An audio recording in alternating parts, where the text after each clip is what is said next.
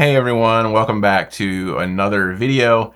My name is Matt Kuda, and today we're going to talk about the Canon EOS R6 Mark II leaked specifications. Everyone is chattering about this in the online YouTube video space, and I thought, I'd give you my 2 cents on it, where it is, and how I think it fits into nature photography.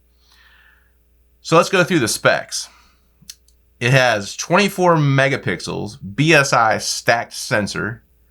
It has a Digic X processor, image processor, dual pixel RAW CMOS AF2 autofocus tracking, which gives us bird and mammal, person eye detection, head detection, human head detection, and the deep learning algorithms that we're hearing so much about these days from both Sony and Canon. And that is where the battle seems to be raging right now. It has in-body image stabilization. Not sure on the number of stops. I think we can probably expect at least 8 stops or more, but let's wait and see what we find out with that one. It does have the digital zoom / teleconverter. Canon calls that the digital teleconverter. For those in the Sony camp, you're going to call it APS-C mode. It has 4K video at 24:30 frames per second, uncropped. It has 4K 60 frames per second, cropped. It has the Canon Log 3 for those that are doing video and want more dynamic range. And the price, now get this, the price is $24.99. That is a rumored price. We're waiting to see the truth of the matter, but I can tell you that is a great price on this camera, and it puts it right in there with the Sony a7 IV, which is $2,498. Now the a7 IV is older, and we'll probably be seeing a new one of those in a couple years, but I think the a7 IV is what this particular camera model is targeting. So let's talk about my thoughts on this. And, are we talking about a camera that can be used in nature, particularly birds in flight and so forth? Well, what I love about it is it has a stacked sensor. So a stacked sensor means that it can have a faster readout. And because it has that faster readout, you are going to be able to have more frames per second, technically. Not only more frames per second, non-mechanical, but you also have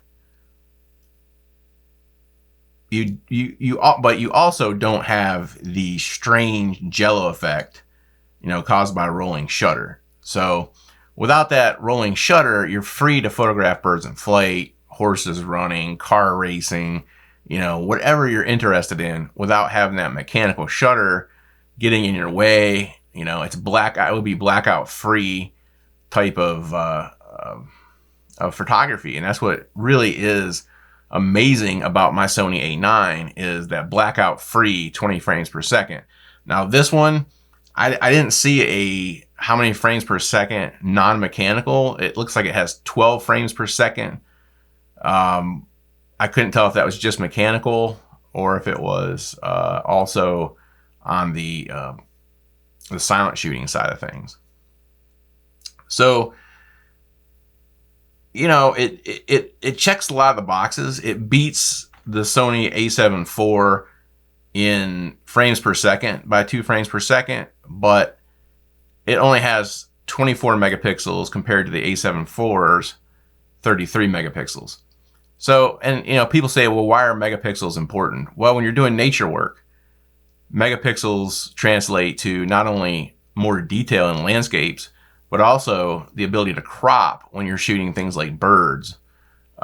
Birds in particular are so small, even the largest birds, like like the golden eagle, for example, even when it's in flight, it's still smaller in the frame than most of your subjects. And so you need something that can track that, and I am hoping that this R6 II has better autofocus tracking. So a lot really depends on that. I think if this camera is going to be great, and if it's going to compete with the Sony a7 IV, then a lot has to have been put into that autofocus system, because if it fails to handle birds in flight, for example, then it's off my chart and off a lot of people's radar, because that's something that people are looking for. People are looking for an inexpensive camera that can do most things and is good enough at birds in flight, for example, that it can pull it off. Is it going to be like a Sony A9 or the R5, R5 II coming out?